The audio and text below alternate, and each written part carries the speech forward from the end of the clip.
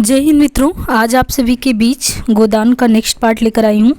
जैसे कि प्रीवियस के पार्ट में आपने देखा होगा कि किस प्रकार एक महफिल सजी हुई है और महफिल में आप देख रहे हैं कि लगातार वो सारे लोग वहाँ पे एकजुट हुए थे और उसमें देख रहे थे कि मिस मालती जो थी और जो पत्रकार थे पंडित ओंकारेश्वर करके थे वो, तो बेसिकली वो बहुत ही अलग ही टाइप के बंदे थे। तो उनको एक शर्त लगा था कि महफिल में कैसे ले जाया जाए, और क्योंकि वो फलाहार रखते थे, एकदम अलग ही टाइप के प्राणी थे, तो ये शर्त सभी ने लगाया था मालती के साथ कि आप ला के उन्हें इस महफिल में, जो कि वो बिल्कुल शराब वगैरह का सेवन बिल्कुल नहीं करते हैं, तो उसको किस प्रकार कराया जाए।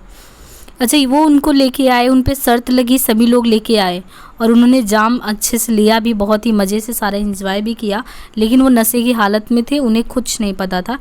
ऐसे में जब सारी चीज़ें चल रही थी तो राय साहब, जो कि सभी को बुलाए थे, उनके सारे मित्र थे, राय साहब ने वहाँ पे यही कहा कि कल देखना वो कितना बिगड़ता है, एक एक को अपने पत्र में रख देगा और ऐसा ऐसा रंग देगा कि आप भी याद करेंगे। एक ही दुष्ट है, किसी पर दया नहीं करता, लिखने में तो अपना जोड़ नहीं रखता, ऐसा गधा आदमी कैसे इतना अच्छा लिखता है, ये रहस्य की बात है। वो कहते हैं कि ये जो पत्रकार है इतना गधा आदमी है, मुझे समझ में नहीं आता ये पत्रकार महोदय ये कितना अच्छा कैसे लिख लेते हैं। फिर भी कहते हैं कि कल आप लोगों की होगी क्लास लगेगी, आज तो फिलहाल वो नशे में है तो कुछ कह ही नहीं सकते। इसके बाद हुआ कि कई आदमियों ने संपादक जी को उठाया और ले जाकर उनके कमरे में लेटा दिया। उधर पंडाल में धनुष यज्ञ हो रहा था, क्योंकि इसी उत्सव पे सारे लोग आए थे, तो उधर पंडाल में धनुष यज्ञ हो रहा था। कई बार इन लोगों को बुलाने के लिए आदमी आ चुके थे, कई हुक्काम भी पंडाल में आ चुके थे। उधर लोग उधर जाने को तैयार हो रहे थे कि सहसा एक अफगान आकर खड़ा हो गया। यहाँ पे कार्यक्रम क्या चल रहा था, ये धनुष यज्ञ का कार्यक्रम, और सभी लोग वहाँ पहुँच चुके थे। उधर ये बता रहे हैं कि लोग उधर जाने को तैयार हो रहे थे कि सहसा एक अफगान एंट्री लेता है, वो आके वहाँ खड़ा हो गया और उसकी बता रहे कि चाल ढाल कैसी थी, है ना, मतलब पूरा वो किस तरीके से उसने पहना था, वो सारा चीज़ बताया उन्होंने।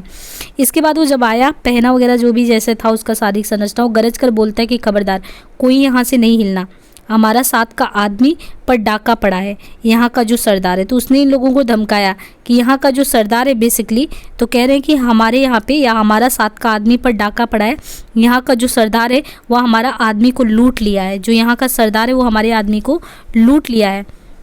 कह रहे हैं कि उसका माल तुमको देना होगा, एक एक कौड़ी देना होगा, कहाँ है सरदार, उसको बुलाओ। राय साहब ने सामने आकर क्रोध भरे स्वर में कहा, उनको गुस्सा आई कि ये कौन सा आदमी आ गया। वो सामने आकर क्रोध भरे स्वर में कहे कि ये कैसी लूट है, कैसा डाका, यहाँ तुम लोग का काम है, मतलब ये बताते कि यह तुम लोगों का काम है, यहाँ कोई किसी का कुछ नहीं लूटता, साफ साफ कहो कि क्या मामला है। अफगान जो था उसने आंखें निकाली और बंदूक का कुंदा ज़मीन पर पटक कर बोला, हमसे पूछता है कैसा लूट कैसा डाका, तुम लूटता है, तुम्हारा आदमी लूटता है, हम यहाँ की कोठी का मालिक है, हमारी कोठी में 50 जवान है, हमारा आदमी रुपए तहसील कर लाता है। तो ये पूरा उन्होंने बताया, हमारा 2500 जवानी, ये बता रहे कि जवान अभी आता है, हमारा तुम्हारा गांव लूटेगा। फिर ये जब वो आके कह रहा है तो सारे लोग असमंजस में है कि कौन आ गया। खन्ना ने अफगान के तेवर देखे तो चुपके से, अब देखिए खन्ना को देखिए कि उनकी प्रवृत्ति क्या है। खन्ना जब देखी कि हाँ ऐसा कोई है, कोई खतरा है, उसने अफगान के तेवर को देखे तो वो चुपके से उठे और उधर से निकल गए। सरदार ने जोर से डांटा कि उनको बोला कि तुम कहाँ जा रहे हो, कोई नहीं, मतलब उन्होंने कहा कोई कहीं नहीं जा सकता, नहीं आप जो आया था, मतलब एक तरीके से डाका डालने वाला वहाँ पे आया था, उसने कहा कि कोई यहाँ से हिल नहीं सकता है, अभी फैर कर देगा, हमारा तुम कुछ नहीं कर सकता। उसने कहा कि आप लोग मेरा कुछ नहीं कर सकते। फिर ये बोला गया, धमकी दिया गया कि पुलिस को बुलाया जाए।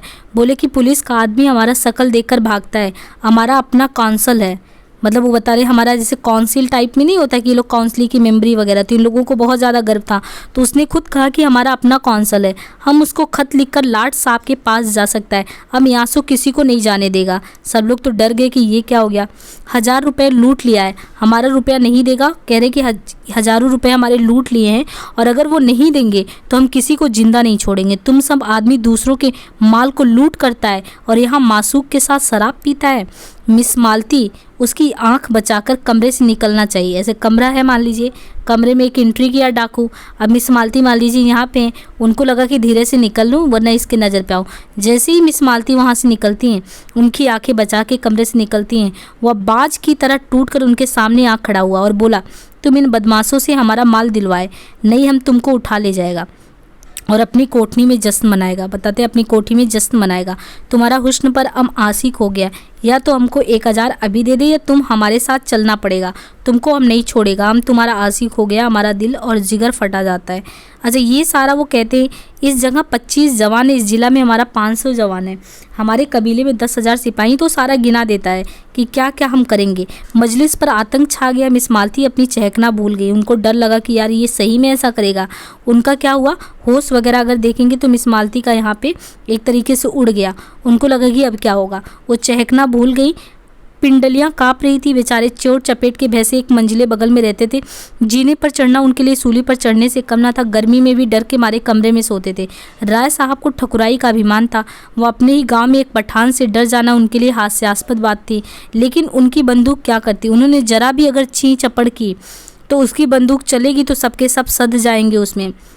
हुआ क्या, आखिर उन्होंने दिल मजबूत किया और जान पर खेलकर बोले, हमने आपसे कह दिया कि हम चोर डाकू नहीं है, मैं यहाँ की काउंसिल का मेंबर हूँ और ये देवी जी लखनऊ की सुप्रसिद्ध डॉक्टर हैं। तो उनका इंट्रोडक्शन कराते हैं कि जिनको आप पकड़ रहे हैं, जिनकी कलाई वगैरह, ये कौन है, मिस मालती हैं। और ये मिस मालती कहाँ की हैं, ये कहानी आप लखनऊ के आसपास की सिमरी बेलारी गांव की देखते हैं ना, तो ये बताती है कि ये जो मिस मालती जो है ये लखनऊ की सुप्रसिद्ध डॉक्टर हैं। कौन, मिस मालती। और मिस मालती के साथ आप इस तरीके से नहीं कर सकते। हमें बिल्कुल खबर नहीं कि आपके आदमियों को किसने लूटा। आप जाकर, अब इन लोग को बिलीव हो गया कि हाँ पक्का ये कोई ऐसा आदमी, कोई डाकू है और उससे डरने की ज़रूरत है। तो राय साहब उसके सामने गिड़गिड़ा के करें, आपके आदमी को किसने लूटा मुझे नहीं पता, आप थाने में रपट करा दो। खान ने ज़मीन पर पैर पटके पैतरे बदले और बंदूक को कंधे से उतार कर हाथ में लेता हुआ दहाड़ा, ज़्यादा बकबक मत करो, काउंसिल का मेंबर को हम इस तरह पैरों से कुचल देता। हमारा हाथ मजबूत है, हमारा दिल मजबूत है, हम खुदा ताला के सिवा और किसी से नहीं डरता। तुम हमारा रुपया नहीं देगो। अपनी तरफ बंदूक की नली देकर राय साहब झुककर मेज के बराबर आ गए। अजीब मुसीबत में जान पड़ी। शैतान बरबस कह जाता है कि तुमने हमारे रुपए लूट लिए। ना कुछ सुनता है, ना कुछ समझता है, ना किसी को बाहर आने जाने देता है। ये तो बता रहे हैं कि ऐसी स्थिति में लोग फंस गए हैं कि नौकर चाकर, देखिए धनुष यज्ञ का आयोजन हो रहा था, ये लोग फंस गए क्योंकि लोग जलसा कर रहे थे और बस निकलने वाले थे और वहीं पे वो आ गया था। अब ऐसी स्थिति में नौकर चाकर, सिपाही, प्यादे सब धनुष यज्ञ देखने में मग्न थे। जमींदारों के नौकर भी यो आलसी और कामचोर होते हैं जब तक 10 दफ़े ना पुकारा जाए। देखिए उनके बारे में भी बता दिया गया है प्रेमचंद जी द्वारा कि नौकर यो भी आलसी और कामचोर होते हैं जब तक उनको 10 दफ़े ना पुकारा जाए, बोलते ही नहीं। और इस वक्त तो एक शुभ काम में लगे हुए थे। धनुष यज्ञ उनके लिए केवल तमाशा नहीं, भगवान की लीला थी। मगर एक आदमी भी इधर आ जाता ना तो सिपाहियों को खबर हो जाती और दम भर में खान का सारा खान पर निकल जाता।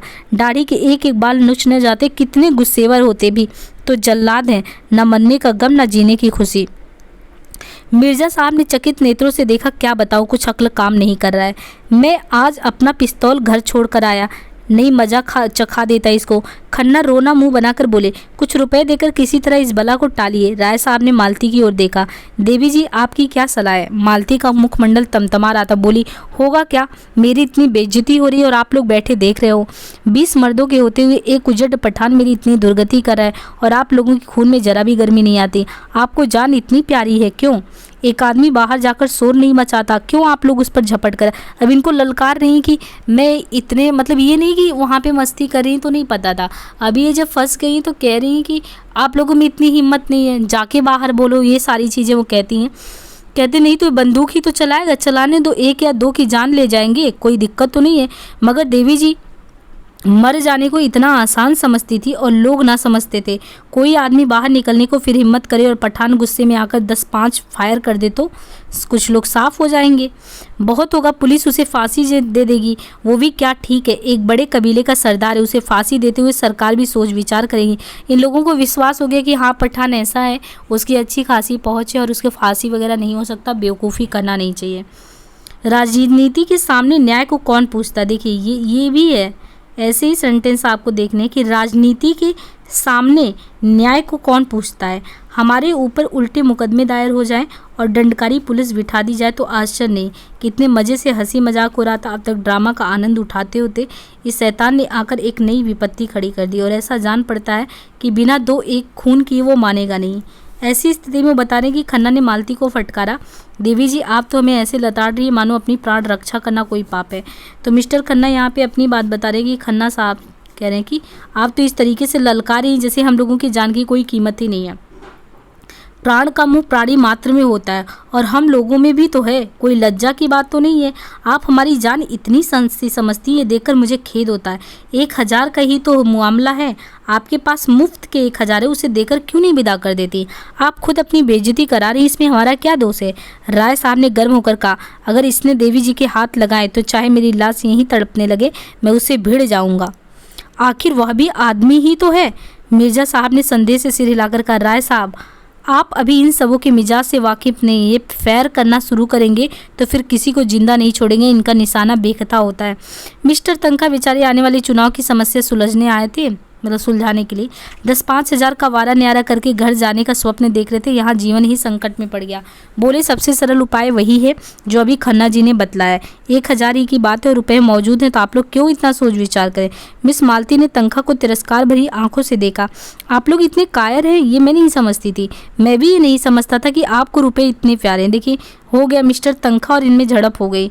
इन्होंने कहा कि मैं भी नहीं समझता था कि आपको रुपए इतने प्यारे। क्यों? क्योंकि इस जलसा में 1000 रुपए आपके नाम पे लगे थे और आप भी तो कम नहीं हैं। अगर देखा जाए तो आप भी उस मामले में कम नहीं हैं। तो आप भी वो बताते हैं कि जब आप लोग मेरा अपमान देख सकते हैं तो अपने घर की स्त्रियों का अपमान भी देख सकते होंगे। तो आप भी पैसे के लिए अपने घर के पुरुषों को होम करने में संकोच नहीं करेंगे। इन्होंने भी बोल दिया कि फिर अपने घर के पुरुष का होम करने में आपको भी संकोच नहीं आएगी। भैया हम लोग देख सकते हैं तो हमारी जान की कीमत आप ही कहाँ कितना लगा रही है। खान इतनी देर तक झल्लाए हुए से इन लोगों की गिटपिट बातें सुन रहे थे। एक एक गरज कर बोला, हम अब नहीं मानेगा, हम इतनी देर यहाँ खड़ा है, तुम लोग कोई जवाब ही नहीं देता।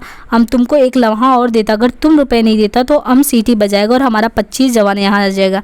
बस फिर देखना प्रेम की ज्वाला भरकर इसमें मिस मालती को देखना। तुम हमारे साथ चलेगा दिलदार? अब देखिए मिस मालती को ये कह रहे हैं, ये तरीके से मिस मालती को चिढ़ा रहे हैं या उन्हीं को ज़्यादा केंद्रित करके उन्हीं के बारे में सब बता रहे हैं। तो मिस मालती को ये कहते हैं, ऑफर देते हैं एक तरीके से कि तुम हमारे साथ चलेगा दिलदार, हम तुम्हारे ऊपर फिदा हो जाएगा। वो बताते हैं कि किस तरीके से आशिक है, मगर कोई सच्चा आशिक नहीं। सच्चा इस क्या है हम दिखा देगा, तुम्हारा इशारा पाते हम अपने सीने में खंजर चुभा सकता है। मिर्जा ने घिघिया कर कहा, देवी जी खुदा के लिए इस मूजी को रुपए दे दीजिए। खन्ना ने हाथ जोड़कर याचना की, हमारे ऊपर दया करो मिस मालती। राय साहब तनकर बोले, हरगिज नहीं, आज जो कुछ होना है हो जाने दीजिए, या तो हम खुद मर जाएंगे या इन जालिमों को हमेशा के लिए सबक दे देंगे। तनखा ने राय साहब को डांट बताई कि क्या कर रहे हो। उन्होंने कहा कि शेर की माद में घुसना कोई बहादुरी नहीं है, मैं इसे मूर्खता समझता हूँ। उनको लगा कि सामने पठान खड़ा है गोली लेके और आप बता रहे हो आज कुछ भी आर का पार हो जाए, इतने लोग का जान संकट में डाल रहे हो। तो बोला कि शेर की माद में घुसना कोई बहादुरी का काम नहीं होता, ये मूर्खता का काम है।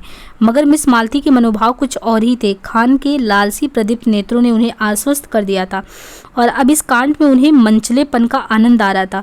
उनका हृदय कुछ दूर इन नरपुंगुओं के बीच में रहकर उनके बर्बर प्रेम का आनंद उठाने के लिए ललचा रहा था। शिष्ट प्रेम की दुर्बलता और निर्जीवता का उन्हें अनुभव हो चुका था। आज अक्खड़ अनगढ़ पठानों के उन्मत्त प्रेम के लिए उनका मन दौड़ रहा था, जैसे संगीत का आनंद उठाने के बाद कोई मस्त हाथियों की लड़ाई देखने के लिए। मतलब उनको ये उस तरीके से कर रहा था, उनको उठा के ले जाने की बात कर रहा था, वो मदमस्त हो गई थी। उन्होंने खान साहब के सामने जाकर निशंक भाव से कहा, तुम्हें रुपए नहीं मिलेंगे। खान ने हाथ बढ़ाकर कहा, तो हम तुमको लूट ले जाएगा, तुम इतने आदमियों के बीच से हमें नहीं ले जा सकता।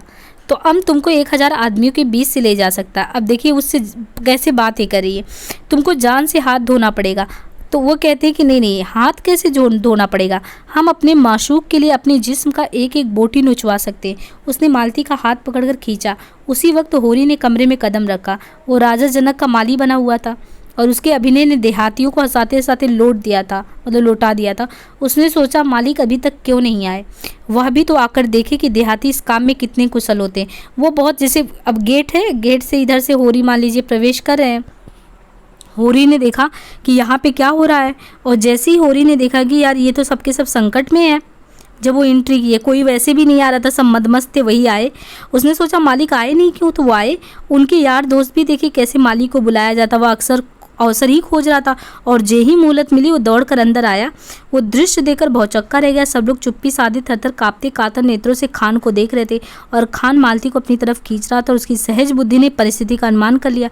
उसी वक्त राय साहब ने पुकारा, होरी दौड़ जा और सिपाहियों को बुला ला। होरी पीछे मुड़ा था कि खान ने उसके सामने बंदूक तानकर डांटा, कहाँ जाता है सुगर, हम गोली मार देंगे। होरी गंवार था, लाल पगड़ी देकर उसके प्राण निकल जाते थे। तो उसने क्या किया, लेकिन मस्त सांड पर लाठी लेकर पिल पड़ता था। वह कायर नहीं था, मारना और मारना मतलब बता रहे हैं कि मारना और मरना दोनों ही जानता था, मगर पुलिस के हथकंडों के सामने उसकी एक ना चलती थी। बधे बधे कौन फिरे, रिश्वत के रुपए कहाँ से लाए, बाल बच्चों को किस पर छोड़े, मगर जब मालिक ललकारते हैं तो फिर किसका डर। जब उसको मालिक ललकारे तो उसको किसी चीज़ का डर नहीं। तब तो मौत के मुंह में भी, देखिए ये चीज़ होता है, एक होता नहीं कि आप पे किसी ने उपकार किया और आप किस तरीके से उसके उपकार को निभाने का काम करते हो। जब मालिक ने उसको किया तो बोला कि तब तो मौत के मुंह के भी सामने कूद सकता है। उसने झपट कर खान की कमर पकड़ी और ऐसा अड़ंगा मारा कि खान चारों खाने चित्त जमीन पर आ गए और लगे पस्तों में गालियां देने। होरी उनकी छाती पर चढ़ बैठा और जोर से दाढ़ी पकड़कर खींची और दाढ़ी उसके हाथ में आ गई। खान ने तुरंत अपनी कूल्हा उतार फेंकी और जोर मारकर खड़ा हो गए। अब बात सामने आई, अरे ये तो मिस्टर मेहता हैं। दरअसल ये जो अफगानी मित्र बन के आए थे कोई और नहीं थे, मिस्टर मेहता थे। और आप लोग सोच भी नहीं सकते ये वही मिस्टर मेहता हैं जो यूनिवर्सिटी के या विश्वविद्यालय के दार्शनिक यानी दार्शनिकता के बहुत ही ज़्यादा पैरोकार हैं, है ना। और दर्शन शास्त्र के अच्छे खासे विद्वानों में इनकी गिनती होती है। तो कोई विली भी नहीं कर सकता ये कैसे हो सकते हैं, सोच भी नहीं सकता। अरे ये तो ये मिस्टर मेहता हैं। लोगों ने चारों तरफ से मेहता को घेर लिया, कोई उनके गले लगता, कोई उनकी पीठ पर थपकियां देता, और मिस्टर मेहता के चेहरे पर न हंसी थी न गर्व, चुपचाप खड़े थे मानो कुछ हुआ ही नहीं। मालती ने नकली रोज से, मतलब नकली, अंदर से उनको बड़ा अच्छा लगा। मालती ने नकली रोज से कहा, आपने बहुरूपपन कब सीखा, मेरा दिल अभी तक धड़ धड़ कर रहा है। मेहता ने मुस्कुराते हुए कहा, जरा इन भले आदमियों की जवामर्दी की परीक्षा ले रहा था, जो गुस्ताखी हुई उसे क्षमा कीजिएगा। इस तरीके से आपने देखा कि किस तरीके से, है ना, इन लोगों में बातचीत हुई। और यहाँ पे ये वाला सेशन एंड होता है। आगे के सेशन में हम इसको कंटिन्यू रखेंगे। होपफुली आपको ये बहुत इंटरेस्टिंग लगेगा और आप इसको कंटिन्यू रखिएगा, है ना। बहुत ही इंटरेस्टिंग कह सकते हैं कि उपन्यास है। Thank you.